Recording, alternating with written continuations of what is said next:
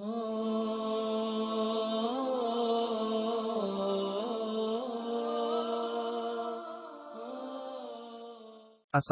warahmatullahi wabarakatuh sahabatku, semoga Allah subhanahu wa ta'ala selalu memberikan kelapangan rezeki atas apa yang engkau lakukan pada hari ini.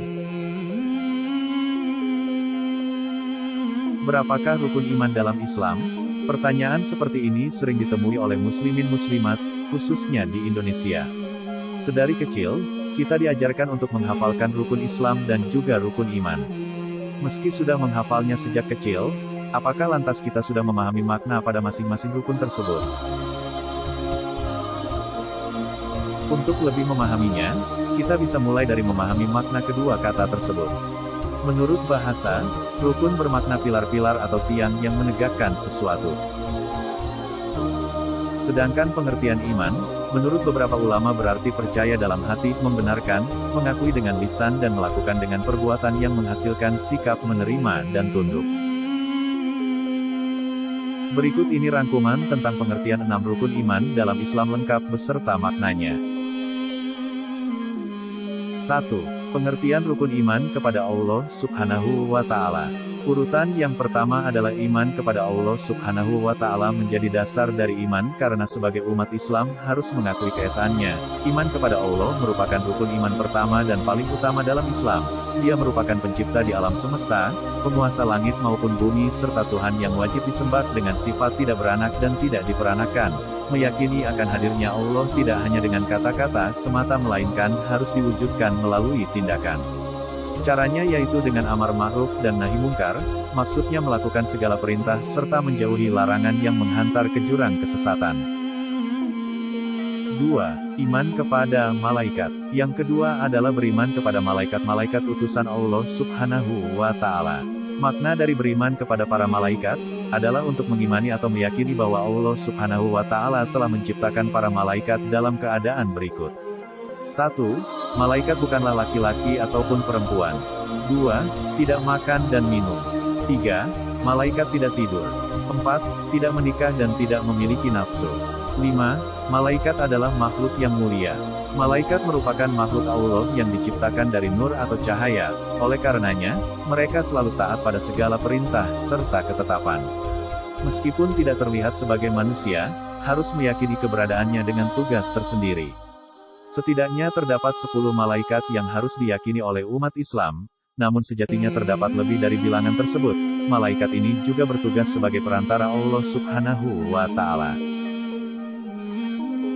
Hal ini disebutkan dalam surah An-Nahl ayat 2. Dia menurunkan para malaikat membawa wahyu dengan perintahnya kepada siapa yang dia kehendaki di antara hamba-hambanya, dengan berfirman, yaitu, peringatkanlah hamba-hambaku, bahwa tidak ada Tuhan selain aku, maka hendaklah kamu bertakwa kepadaku. 3. Iman kepada kitab-kitab Allah. Yang ketiga adalah percaya kepada kitab-kitabnya. Beriman di sini bermakna meyakini dan percaya bahwa Allah telah menurunkan wahyu, kitab suci, melalui malaikat Jibril kepada para rasul untuk disampaikan kepada umat yang berisi petunjuk dan pedoman hidup bagi hamba-hambanya. Ajaran di dalamnya harus disampaikan kepada umat manusia yang mengimaninya secara utuh tanpa adanya kelalaian. Ada banyak umat terdahulu terkena azab karena kelalaiannya. Kitab-kitab ini sebagai pedoman dan pegangan hidup umat di hala para Rasulullah sudah wafat. Jumlah kitab yang Allah subhanahu wa ta'ala telah turunkan berjumlah 4 kitab. Keempat kitab tersebut adalah Al-Quran, diturunkan untuk Nabi Muhammad SAW. Injil, diturunkan untuk Nabi Isa. Taurat, diturunkan untuk Nabi Musa. Dan Zabur, diturunkan untuk Nabi Daud.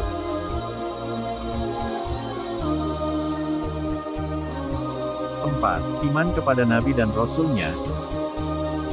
Yang keempat adalah iman kepada Nabi dan Rasul Allah subhanahu wa ta'ala. Artinya setiap muslim meyakini bahwa para Nabi dan Rasul adalah utusan Allah untuk menyampaikan wahyunya. Adapun perbedaan Nabi dan Rasul adalah seorang Nabi belum tentu Rasul, sementara seorang Rasul sudah pasti seorang Nabi. Jumlah keseluruhan Nabi menurut satu riwayat adalah 124.000 Nabi. Sementara para Rasul keseluruhan berjumlah 313 orang. Jumlah Nabi dan Rasul wajib diketahui yaitu sekitar 25 yang diturunkan pada umat dengan karakteristik masing-masing. Setidaknya terdapat 4 kitab suci diturunkan kepada mereka untuk bekal mengajarkan tauhid dengan meyakini bahwa Allah merupakan Tuhan wajib disembah.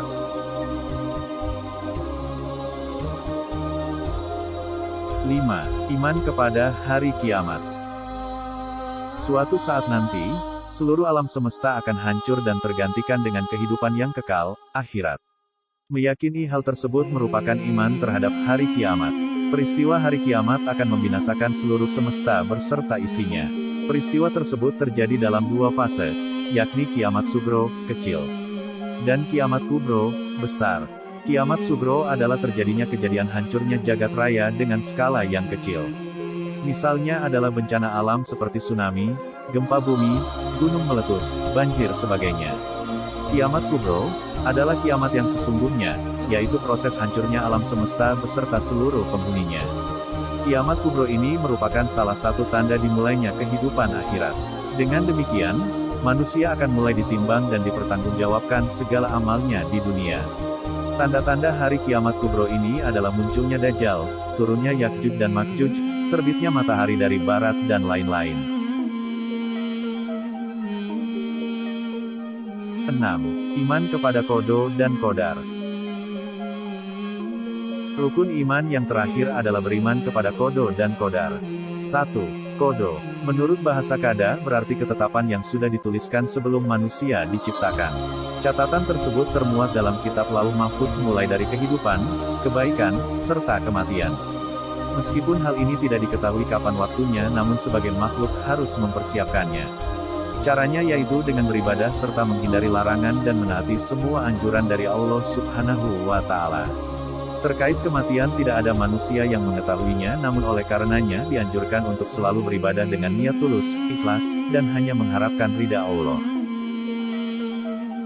2. Qadar. Menurut bahasa Qadar merupakan ketentuan atau kepastian.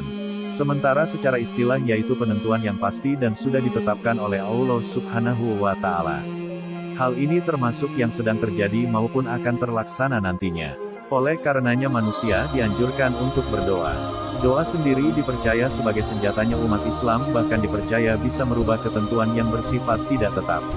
Antara Qada dan Qadar saling berkaitan satu sama lain, bahkan dikenal sebagai takdir dari Allah Subhanahu wa Ta'ala yang wajib untuk diyakini keberadaannya. Demikian adalah keenam rukun iman dalam Islam. Semoga dengan mempelajari dan terus memaknai keenam perkara tersebut, umat Islam senantiasa berada dalam naungan iman hingga kelak Allah panggil kembali di sisinya.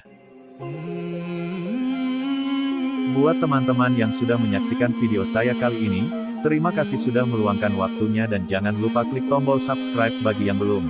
Jangan lupa like video ini dan share ke teman kalian jika video ini berguna buat kalian. Sampai jumpa di lain kesempatan.